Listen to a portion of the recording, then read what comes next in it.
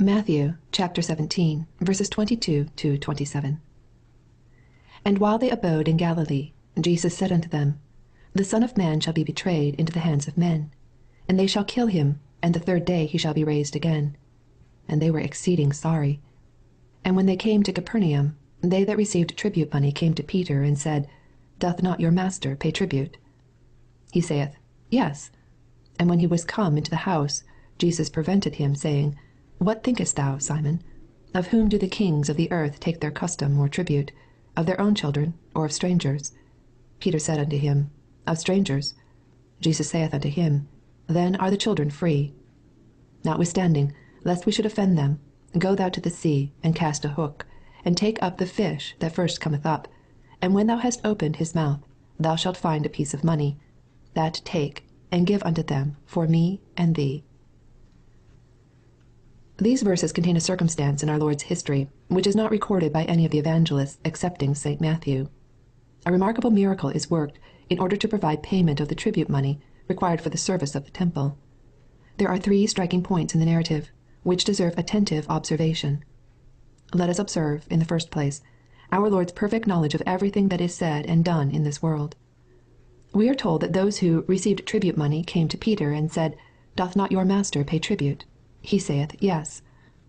It was evident that our Lord was not present when the question was asked and the answer given, and yet no sooner did Peter come into the house than our Lord asked him, What thinkest thou, Simon? Of whom do the kings of the earth take custom or tribute? He showed that he was as well acquainted with the conversation as if he had been listening or standing by. There is something unspeakably solemn in the thought that our Lord Jesus knows all things. There is an eye that sees all our daily conduct. There is an ear that hears all our daily words. All things are naked and opened unto the eyes of him with whom we have to do. Concealment is impossible. Hypocrisy is useless. We may deceive ministers. We may impose upon our relations and neighbors. But the Lord sees us through and through. We cannot deceive Christ. We ought to endeavor to make practical use of this truth. We should strive to live as in the Lord's sight and, like Abraham, to walk before him. Genesis chapter 17, verse 1. Let it be our daily aim to say nothing we would not like Christ to hear, and to do nothing we would not like Christ to see. Let us measure every difficult question as to right and wrong by one simple test. How would I behave if Jesus was standing by my side? Such a standard is not extravagant and absurd. It is a standard that interferes with no duty or relation of life. It interferes with nothing but sin. Happy is he that tries to realize his Lord's presence, and to do all and say all as unto Christ. Let us observe, in the next place, our Lord's almighty power over all creation. He makes a fish his paymaster. He makes a dumb creature bring the tribute money to meet the collector's demand.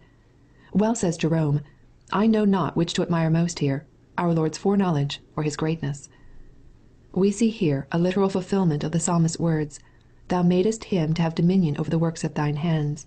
Thou hast put all things under his feet, the fowl of the air and the fish of the sea, and whatsoever passeth through the paths of the seas.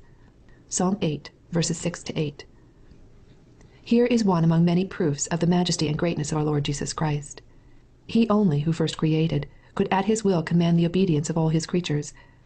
By him were all things created. By him all things consist. Colossians chapter 1, verses 16 to 18. The believer who goes forth to do Christ's work among the heathen may safely commit himself to his master's keeping. He serves one who has all power, even over the beasts of the earth. How wonderful the thought, that such an almighty Lord should condescend to be crucified for our salvation. How comfortable the thought that when he comes again the second time, he will gloriously manifest his power over all created things to the whole world. The wolf and the lamb shall feed together, and the lion shall eat straw like the bullock. The dust shall be the serpent's meat. Isaiah chapter 65, verse 25. In the last place, let us observe, in these verses, our Lord's willingness to make concessions rather than give offense. He might justly have claimed exemption from the payment of this tribute money. He, who was Son of God, might fairly have been excused from paying for the maintenance of his Father's house. He, who was greater than the temple, might have shown good cause for declining to contribute to the support of the temple. But our Lord does not do so. He claims no exemption. He desires Peter to pay the money demanded. At the same time he declares his reason. It was to be done, lest we should offend them. A miracle is worked, says Bishop Hall, rather than offend even a tax collector. Our Lord's example in this case deserves attention of all who profess and call themselves Christians. There is deep wisdom in those 5 words, lest we should offend them. They teach us plainly that there are matters in which Christ's people ought to sink their own opinions and submit to requirements which they may not thoroughly approve, rather than give offense and hinder the gospel of Christ. God's rights, undoubtedly, we ought never to give up, but we may sometimes safely give up our own. It may sound very fine and seem very heroic to be always standing out tenaciously for our rights, but it may well be doubted, with such a passage as this, whether such tenacity is always wise, and shows the mind of Christ. There are occasions when it shows more grace in a Christian to submit than to resist. Let us remember this passage as citizens and subjects. We may not like all the political measures of our rulers. We may disapprove of some of the taxes they impose. But the grand question after all is, will it do any good to the cause of religion to resist the powers that be? Are their measures really injuring our souls? If not, let us hold our peace, lest we should offend them. A Christian, says Bullinger, never ought to disturb the public peace for things of mere temporary importance. Let us remember this passage as members of a church. We may not like every jot and tittle of the forms and ceremonies used in our communion. We may not think that those who rule us in spiritual matters are always wise. But after all, are the points on which we are dissatisfied really of vital importance? Is any great truth of the gospel at stake? If not, let us be quiet, lest we should offend them. Let us remember this passage as members of society. There may be usages and customs in the circle where our lot is cast, which to us, as Christians, are tiresome, useless, and unprofitable. But are they matters of principle? Do they injure our souls?